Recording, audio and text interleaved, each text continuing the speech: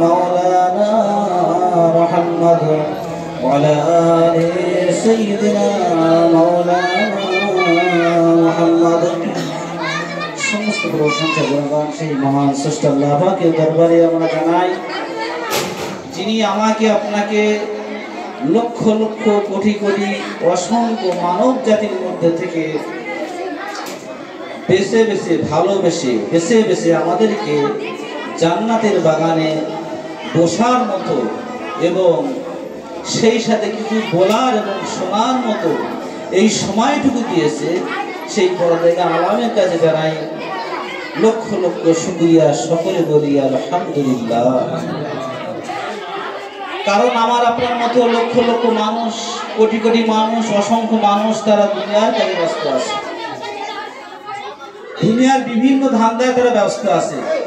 সেই ব্যস্ততার মাধ্যম দিয়ে আমাদেরকেও আল্লাহ তাআলা সেই তাদের মধ্যে থেকে ছাঁটাই করে, বাছাই করে, পছন্দ করে, মনোনীত করে এমন একটা মজলিসে বসিয়েছেন যে মজলিস সম্পর্কে বিশ্ব নবী ইসলাম বলেছেন, যখন তোমরা দুনিয়ায় চলাফেরা করবে জান্নাতে একটু ফল খাবে, জান্নাতের বাগানে ঘোরাফেরা করবে। সাহাবারা বসে নিয়ে আসবে দুনিয়া বা জান্নাতের বাগান কোনটা? তো বিশ্ব নবী উত্তর বলেছিলেন ওইটা, ওই মজলিসটা যে মজলিসে আল্লাহ এবং রাসূলের আলোচনা হয়, গুণগান করা হয়, এইটা জান্নাতি মজলিস। যাই হোক, দীর্ঘায়িত করোনার সময় খুব সীমিত। আমার পাশে আমাদের সকলে আকাঙ্ক্ষিত বক্তা তিনি আছেন, যিনি সারা পশ্চিমবাংলা জুড়ে বিভিন্ন প্রান্তরে নেওয়াজ নসিহত করে মাহফিল করেন। তার পরে আমাদের খুব যার উদ্দেশ্য করে যে উদ্দেশ্য আমাদের মজলিস কায়েম করা হয়েছে, সেই মজলিসের মেন জিনিস শুরু হবে বুখারী কথা। তো তারপরে জানাই লক্ষ লক্ষ দরুদ ও সালাম সেই বিশ্ব নবীর প্রতি, যাকে সৃষ্টি না করলে আমাকে আপনাকে কুল কায়নাতকে সৃষ্টি করা হতো না, যিনি আমার আপনার জন্য, আমার আপনার অধম গুনাহগারের জন্য সবুজ গম্বুজের তলে ইয়া রব্বি হাবলি উম্মতি, ইয়া রব্বি হাবলি উম্মতি বলে আহুজারি করছেন। সেই বিশ্ব নবীর দরবারে জানাই লক্ষ লক্ষ দরুদ ও সালাম, সকল বলি সাল্লাল্লাহু আলাইহি ওয়াসাল্লাম। তারপরে জানাই আমার সামনে বসে থাকা আমার দিনদার পরে মুত্তাকি বাবাজি, তার পূর্বে সকলের পূর্বে জানাই যিনি এই মাদ্রাসার প্রতিষ্ঠাতা মরহুম শেখ নজরুল ইসলাম সাহেব এবং তার স্ত্রী, তারা গত হয়ে গেছেন, এমন একটা ফুল বাগান করে গিয়েছেন। আমরা সকলে দোয়া করি যেন কিয়ামত পর্যন্ত জারি এবং সারি রাখে। জানার ওসিলা করে আমরা এখানে আজ এই বসতে পারছি, এই ওয়াজ করতে পারছি, আমাদের ছেলেমেয়েরা এখানে লেখাপড়া করছে, শিখছে, আলেম ওলামা হয়ে এখান থেকে বেরিয়ে যাচ্ছে। এটা আমাদের কত বড় কৃপা। কেউ ভেবেছিল যে কালিকাতার অঞ্চলে, কালিকাতার বুকে এরকম একটা জায়গা, একটা মজলিস হবে, মাদ্রাসা হবে, আবার মহিলা মাদ্রাসা হবে, আবার সেখানে খতমে বুখারী হবে। শুধু তাই নয়, তার সাথে সাথে এখানেকার ছাত্রীরা মাধ্যমিক, উচ্চ মাধ্যমিক বোর্ডে পরীক্ষা দিয়ে ফার্স্ট ডিভিশনে, এমনি পাস না, ফার্স্ট ডিভিশনে পাস করে তারা বেরিয়ে যাচ্ছে। আপনারা দেখবেন গত বছর রেজাল্ট কি হয়েছে, তার আগে রেজাল্ট কি হয়েছে। এটা আপনাদের আপ্রাণ চেষ্টা, আপনাদের 1 টাকা 2 টাকা ক্ষুদ্র দানে কিন্তু এই মাদ্রাসা, এই উন্নতি। যাই হোক, অনেক কথা বলার, কিন্তু সীমিত সময় মোটা মোটা 2-4টি কথা না বললে নয়। বিশ্বনবী বলেন ইযা মাতাল ইনসানু ইনকাতা আনহু আমালু ইল্লা মিন সালাসাতিন জারিয়া আও ইলমিন তাফু বিহি আও ওয়ালাদিন সালিহিন ইয়াদউ লাহু। মানব জাতি যখন ইন্তেকাল করে তার সমস্ত আমল বন্ধ হয়ে যায়, তার ভালো মন্দ আমল সব বন্ধ হয়ে যায়, সব স্তব্ধ হয়ে যায়। যখন কোনো মানুষ গুনাহ করে করে গুনার সাগরে হাবুডুবু খায়, মৃত্যুর সময় সে সৎ কথা, সৎ ভালো কাজ তার মনে আসে না, তার মনে জাগে না। দেখবেন একটা আলু ব্যাপারী, সে যখন ঘুমায়, সে আলুর ঘুমের ভিতরে 5 টাকা 5 টাকা 5 টাকা 10 টাকা 10 টাকা 20 টাকা 20 টাকা, যে যে কাজে ব্যস্ত থাকে 24 ঘন্টা, দেখবেন সে ঘুমের ভিতরে এইটা বলতে থাকে। তো আমি আপনি সারা জীবন এই দুনিয়া করে করে আমরা পার করে দিচ্ছি। তা ওই দুনিয়া করে যখন পার করে শেষ মুহূর্ত পর্যন্ত আমাদের সেই ভালো জিনিসটা আমাদের মুখে আসে না। আল্লাহ আল্লাহ লা ইলাহা ইল্লাল্লাহ মুহাম্মাদুর রাসূলুল্লাহ এই বাক্য আমাদের মনে আসে না। আর স্বাভাবিক মানুষ যে যাতে অভ্যস্ত হয় সেই তার মুখে ব্যক্ত হয়, আর সেই কাজে সে ব্যস্ত থাকে, আর শেষ পর্যন্ত সেইটাই সে বলতে থাকে, আমাকে অভ্যস্ত করতে দিনের পথে। যাই হোক, বিশ্বনবী সাল্লাল্লাহু আলাইহি ওয়াসাল্লাম এমন একটা এই ক্ষতিপূরণ, বিশাল ক্ষতিপূরণ, একজন ব্যক্তি আজীবনে কিছু করলো না, শুধু দুনিয়া দুনিয়া করে গেছে, ওই বান্দা বান্দি সে ক্ষতিপূরণটা কিভাবে করবে? কারণ তো তার তো আর রাস্তা নেই, মরণ হলে তার তো সব আমল বন্ধ। তো বিষ্ণু বলেন, হ্যাঁ, মানুষ যখন ইন্তেকাল করে, মরে যায়, তার সব আমার বন্ধ হয়ে যায়, কিন্তু তার সন্তান আদি যদি তার মার নামে, তার বাবার নামে, তার ছেলের নামে একটা মসজিদ যদি করে দেয়, মাদ্রাসা যদি করে দেয়, রাস্তার ধারে যদি মুসাফিরখানা করে দেয়, বা একটা কল বসিয়ে দেয়, যেটা জনসাধারণ কল্যাণের জন্য যদি করে যায়, ওই কল, ওই মাদ্রাসা, ওই মসজিদ, ওই মাদ্রাসা মক্তব, ওই খানকা যতদিন থাকবে, ওই কবরে ব্যক্তি শুয়ে সে সব থাকবে। সুবহানাল্লাহ, কত বড় এটা নিয়ামত! কিন্তু আমরা জানি, ভুলে যাই। মা বাবা মরে গেছে, আর তো আর দরকার নেই, মরে গেছে, শেষ হয়ে গেছে। নাউজুবিল্লাহ। যে মা বাবা আমাদের জন্য কত কষ্ট করে মানুষ। যাই হোক, তাহলে এটা নেক আমল, একটা সাদকা জারিয়া করে যাওয়া। আও ওয়ালাদিন সালিহিন ইয়াদউ লাহু, দেখা যাচ্ছে আপনার এমন কোনো অর্থ নেই, তো কমপক্ষে আল্লাহ রাসূল আরেকটা অপশন দিয়েছে যে তোমার অর্থ নেই, ঠিক আছে, তোমার একটা ছেলেকে, তোমার একটা মেয়েকে মাদ্রাসায় ভর্তি করে দাও, তাকে দ্বীনের ইলম শিক্ষা দাও। ওই তোমার নেক সন্তান যখন সে দোয়া করবে, আল্লাহর কাছে হাউ করে কাঁদবে, হাদিস পাকের মধ্যে এসেছে আল্লাহ তাআলা ওই বান্দার, ওই সন্তানের চোখের পানিকে আল্লাহ ফেরাতে পারে না। দুনিয়ার যত বড় জালিম হবে না কেন, আল্লাহর পাঁচ যাই করুক না কেন, দুনিয়ার সব কিছু আল্লাহ বিলীন করে দেয় না কেন, আল্লাহর দিল নরম হয় না যতক্ষণ না পর্যন্ত তার চোখের পানি না পড়ে। তো নেক সন্তান যখন হাউহাউ কাঁদে তার মায়ের জন্য, বাবার জন্য, আল্লাহ আর ঠিক থাকতে পারে না। হাদিস পাকের একটা ইতিহাস এসেছে যে একজন ব্যক্তি সব যত জীবনে জীবনে যত রকমের গুনাহ সে সব করেছে, তার কোনো বাদ নেই। তার স্ত্রীকে বলে যাচ্ছে, দেখো বিবি, তোমার জন্য এই সম্পদ রেখেছি, এই রেখেছি, সেই রেখেছি, তাই রেখেছি, সব তো করলাম, আমি তো আল্লাহর জন্য কিছু করলাম না। তা তোমার গর্ভে আমার যে সন্তানটা আছে, আমি যদি হঠাৎ মুক্ত হয়ে যায়, আমার যে রোগ হয়েছে, আমি তো এক্ষুনি এক্ষুনি মরে যাবো। তো তোমার পেটে যে গর্ভে যে সন্তান আছে, ওই সন্তানটা দয়া করে মাদ্রাসা ভর্তি করে দিও, মুক্ত হয়ে ভর্তি করে দিও, সে যেন কোরআন শেখে, সে যেন হাদিস শেখে। তো দেখা গেল মারণ হয়ে গেল, আদালত ফেরেশতা জাহান্নামে ফেলে দিল। ওই বাচ্চা দেখা যাচ্ছে ছোট একটা বাচ্চা হলো, কন্যা ছেলে সন্তান হলো, পুত্র সন্তান। তো তার স্ত্রী ওই স্বামীর কথা, ওসিয়াতের কথা মনে পড়লো, তাই তো আমার স্বামী বলেছে, আর আমার তো অসুস্থ, আমি যখন মরে যাই তাহলে আমি স্বামীর ওসিয়াত পূরণ করতে পারবো না, আর স্বামী তো বড় জালিম ছিল, গুনাহগার ছিল, যা যদি আল্লাহ ক্ষমা করে। এই না মনে করে এখন ভালো করে কথা বলতে শিখিনি, ওই বাচ্চাটা মুক্ত হয়ে মাদ্রাসা মুক্ত হয়ে শিক্ষকের কাছে বলছে, হুজুর এই ছেলের জন্য 1 বিঘে জমি রেখেছে, সব কিছু আছে, ওনার আব্বা ওসিয়াত করে গেছে যে আমার মেয়ে মরণের পরে তোমার যে সন্তান হবে, সন্তান নাম আশায় দিয়ে দেবো, তার জন্য এই অক্ষ করা আছে, তা যে পড়াবে বাবা আমি তাকে এই জমিটাও তাকে দিয়ে দেবো। আচ্ছা, এটা গরিব যদি তার শিক্ষক যদি গরিব, এমনি শিক্ষক তো গরিবই হয়, তো তাকে যখন বলেছে, বললেন আমার জমি জায়গা লাগবে না, বাস এতটুকু তুমি ছেলে আমার কাছে দাও, আমি মানুষ করবো। কারণ ছেলে মানুষ করে কত যে উপকার সেই আলেম জানে। বাস একটা এখন দুধের শিশু ভালো করে কথা বলতে পারে না, আরে 2.5 বছর 3 বছর মধ্যে বাচ্চা দুধ খায়, তো 2 বছর 1.5 বছর কথা বলতে শিখে বাচ্চারা, এরকম একটা বয়সে সেই শিক্ষকরা যখন দেয়, তো যখন কোলে করে নিয়ে বাবা বলো বিসমিল্লাহ, বলতে পারে কি 3 দিন 4 দিন 5 দিন 6 দিন 7 দিন সপ্তাহ মাসের ধাক্কায় পেরিয়ে দেয়, শুধু বলেছে বিসমিল্লাহ, ব্যাস। তারপর বলছে আর রহমান আর রহমান, এমন করে অর্থ বিসমিল্লাহির রহমান।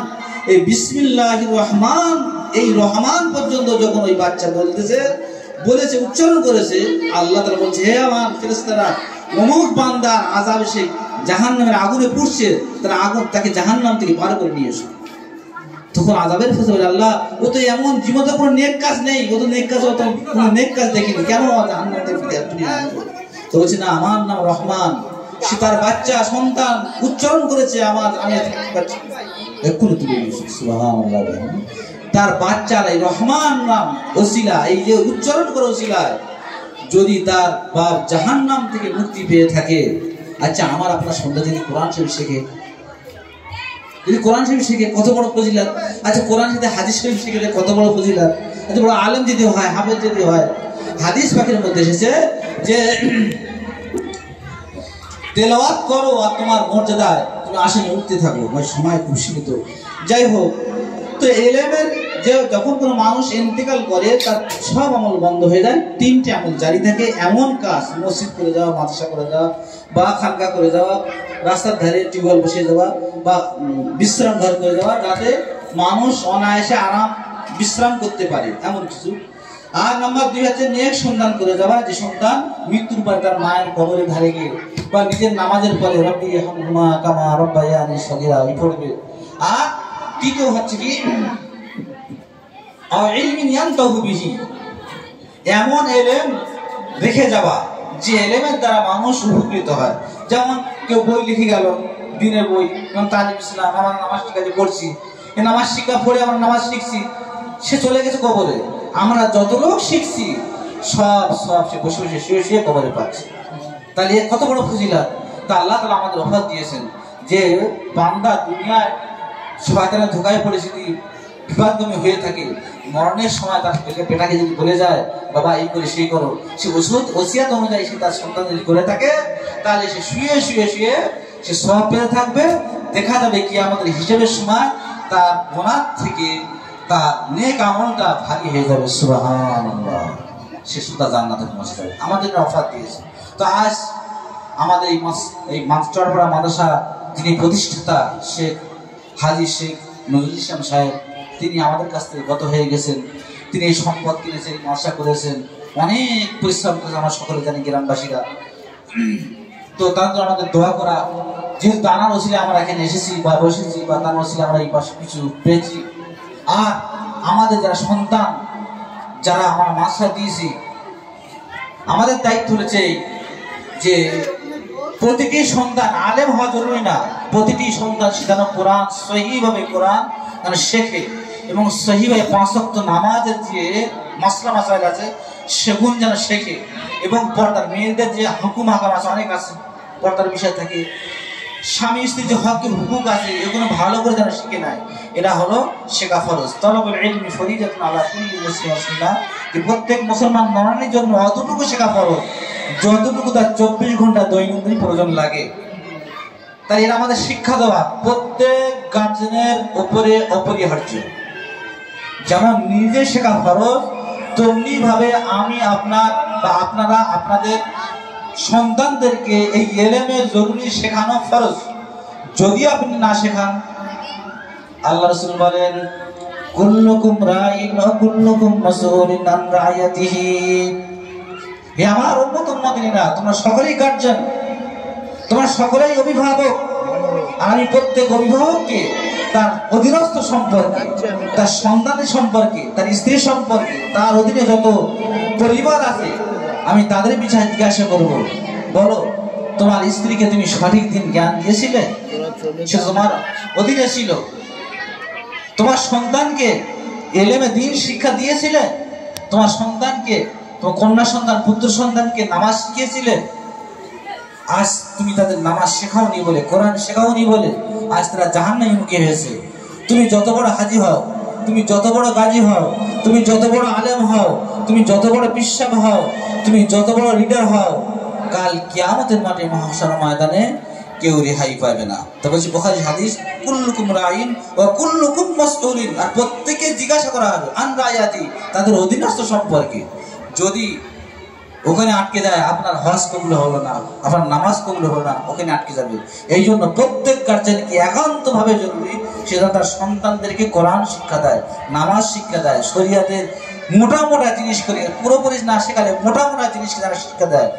আর কিয়ামতের আল্লাহ রাসূল এক সময় সাহাবাদেরকে বলছেন, ইয়া রাসূলুল্লাহ, আমার সাহাবারা জানো দুনিয়ার বুকে সব থেকে এতিম দুস্থ গরিব অসহায়কে? এটা মুসলিম শরীফের হাদিস। তো সাহাবারা বলে, রাসূলুল্লাহ, আমরা তো জানি ওই ব্যক্তি যার কোনো সম্পদ নেই, যার কোনো অর্থ নেই, যার কোনো জমি জায়গা নেই, যার কোনো বাড়ি নেই, যার কোনো দোকান নেই, যার কোনো বিজনেস নেই, যার কোনো ব্যবসা নেই, ব্যাস অসহায় এই ব্যক্তি জানি। তা আল্লাহ রাসূল বলেন, না, ওই ব্যক্তি অসহায় না, বরং শোনো, ওই ব্যক্তি অসহায় যে হজ করলো, রোজা রাখলো, নামাজ পড়লো, যাকাত দিল, দুনিয়ার সব কিছু করলো, কিন্তু সে তার স্ত্রীর হক আদায় করেনি, প্রতিবেশীর হক আদায় করেনি, বোনের হক মেরেছে, ভাইয়ের হক মেরেছে। এই হলো এরা সব থেকে বেশি অপরাধী। কাল কিয়ামতের মাঠে মহাশার হাজী সাহেব, আলিম সাহেব পাহাড় সম, আকাশ সম নেকি নিয়ে বা নেকির মাথা, নেকির পাল্লা নিয়ে আল্লাহর দরবারে হাজির হবে। তখন তার শয়তান, তখন তার স্ত্রী প্রথম বলবে আখিদুন বিরাসি ওয়াখিদুন বিউনুকি ওয়াখিদুন বিরিজলিহি। তার স্ত্রী তার গলার টুটি ধরবে, তার সন্তানাদি পা ধরবে, তার কন্যা সন্তানরা দাড়ি ধরবে, হিড়ির করে টেনে আল্লাহর দরবারে নিয়ে যাবে যে আল্লাহ, এই যে আমার আব্বা, এই যে আমার স্বামী, এই যে আমার ভাই, এই যে আমার অমুক, তাকে সম্বন্ধে বলবে ইনি আমার এই ভাই, ইনি আমার এই ভাই, ইনি আমার এই করেছে সেই করেছে।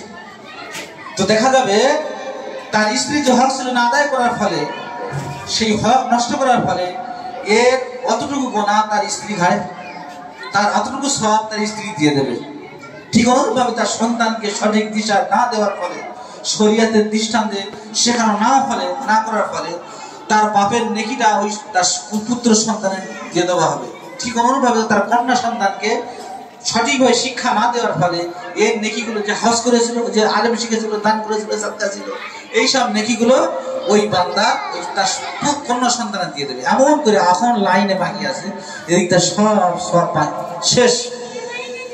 আল্লাহ রসুল বলেন তারপরে যারা এখন হুকুমরা বাকি আছে, লাইনে আছে, এবার ওই সময় পরিমাণ গোনা ওই হাজি বান্দার ঘাড়ে চাপিয়ে দেওয়া হবে। নাউজুবিল্লাহ।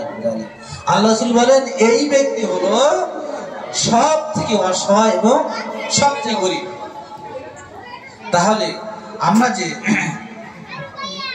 যে বুঝলাম এতটুকু, যে আমাকে আপনাকে, আমি সহ নিজের পরিবার সহ যেন দ্বীন ইসলামের আলো দেখাতে পারি। আমি তো শিখতে পারিনি, কমপক্ষে আমার সন্তানকে শেখাই, এতে যেন কেউ বঞ্চিত না হয়। আল্লাহ তাআলা আমাদেরকে অনেক কিছু দিয়েছে। আগে আমরা দেখতাম অসহায় ছিল, খুব দুস্থ ছিল, খুব গরিব ছিল, খাওয়া হতো না, মা বাবারা বিভিন্ন জায়গায় কষ্ট করে আমাদের খাইয়েছে, পরিয়েছে, সে শুধু আমাদের বাবা মামা ছিল না, কিন্তু আল্লাহ তাআলা আমাদের অনেক কিছু দিয়েছে। সময়টা এলায় নষ্ট না করে সময়টা, মূল্যবান সময়টাকে আমাদের সন্তানকে মাদ্রাসায় দিয়ে, বক্তব্য দিয়ে, বা কোনো হাফেজ রেখে তাদের কোরআন শিক্ষা দিয়ে, শরীয়তের দ্বীন শিক্ষা দিয়ে যেন তাদেরকে মানুষের মতন মানুষ করে যেন আমরা দুনিয়া যেতে পারি, এটা আমাদের সকলের আকাঙ্ক্ষা থাকা একান্ত জরুরি। নাম্বার 2 কথা হচ্ছে, আল্লাহ তাআলা বলেন কোরআনেও আছে, হাদিসে পাকের মধ্যে এসেছে, মা ইউরিদুল্লাহু বিহি খায়রান ইউফাক্কিহু ফিদ্দীন।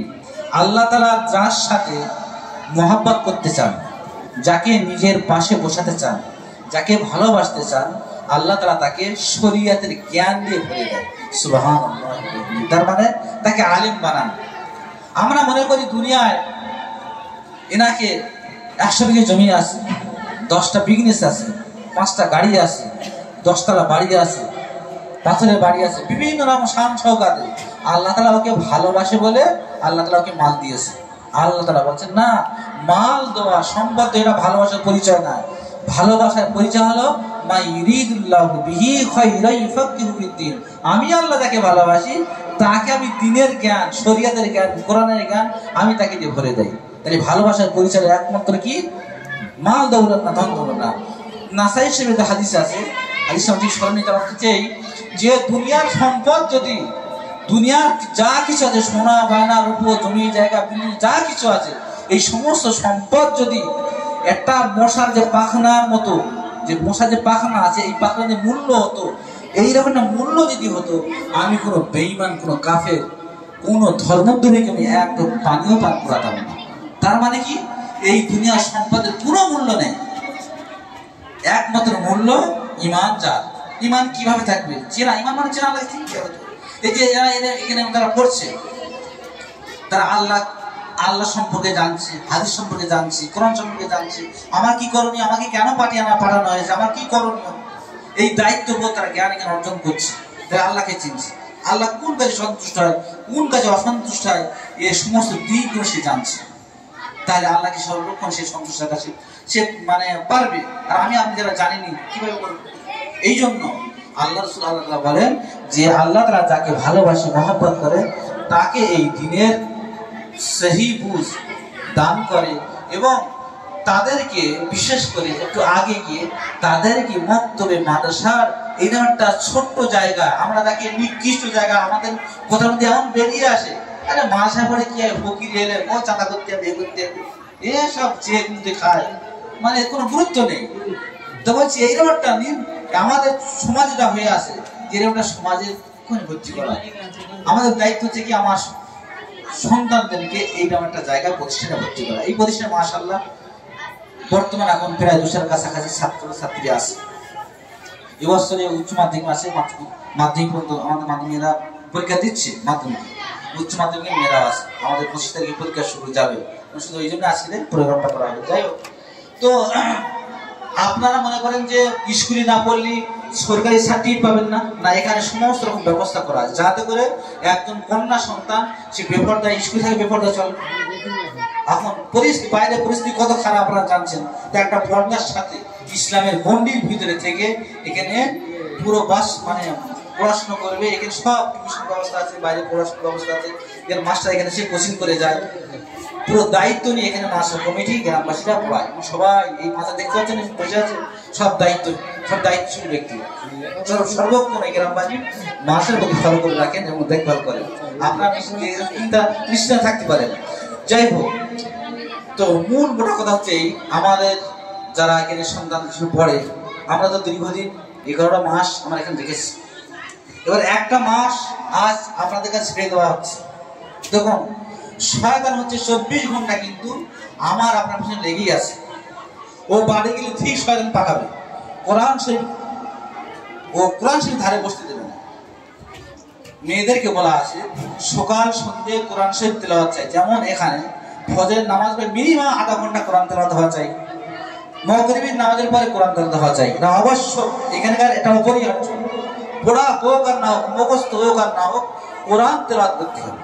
এটা প্রত্যেক নারী আমাদের পড়ছিল তাদের অবশ্য মাসে একটা খতম আছে, সমস্ত মেয়ের দায়িত্ব আছে, এখানে মাসে কত খতম হয় যারা আছে তারা জানে। যাই হোক, তাহলে মেয়েরা এখন কোরআন তেলাওয়াত করে সকাল সন্ধ্যে শয়তান ওর আশেপাশে মিশতে পারে না। এই জন্য আপনাদের কাছে তারা যাদের মেয়ে আছে, নাতিপুতি আছে, আপনাদের কাছে একটা অনুরোধ যে যখন বাড়ি যাবে কম সন্তানদেরকে টাইম মতো আজান হলে তাদেরকে গান করা, তাদেরকে পর্দায় রাখা, তারা আজ আমাদের হাত ছাড়া হয়ে যাচ্ছে, শয়তান কিন্তু এদের পিছনে বেশি লেগে থাকে, এই জন্য আপনার দায়িত্ব করে এটা খেয়াল রাখবেন।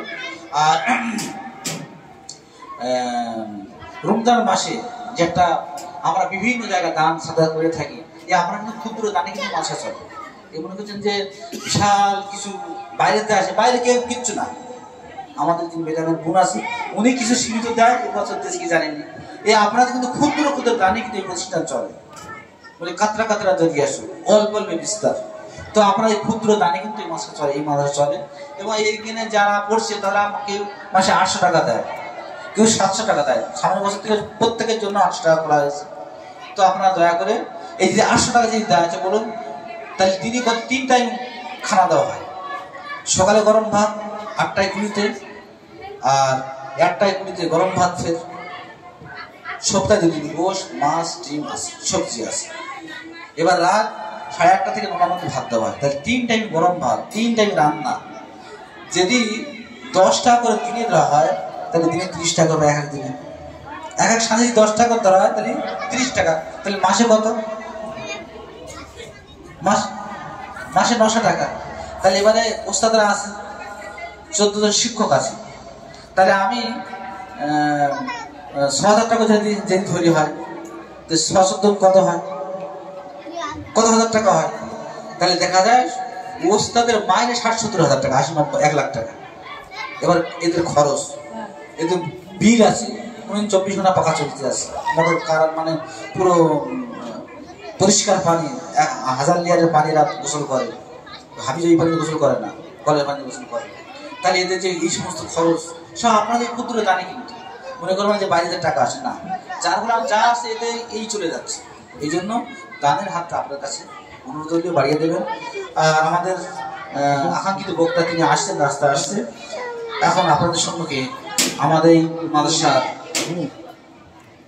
ছাত্রী গার্জেন, তিনি বিভিন্ন জায়গায় আমাদের পশ্চিমবাংলার বিভিন্ন প্রান্তের আওয়াজ নসিহত করে থাকেন এবং ভালো বক্তা হিসেবে খুব সুন্দর এবং তার একটা সন্তান এখানে আজ এবছরে খতে বুখারী তিনি সম্পূর্ণ করেছেন।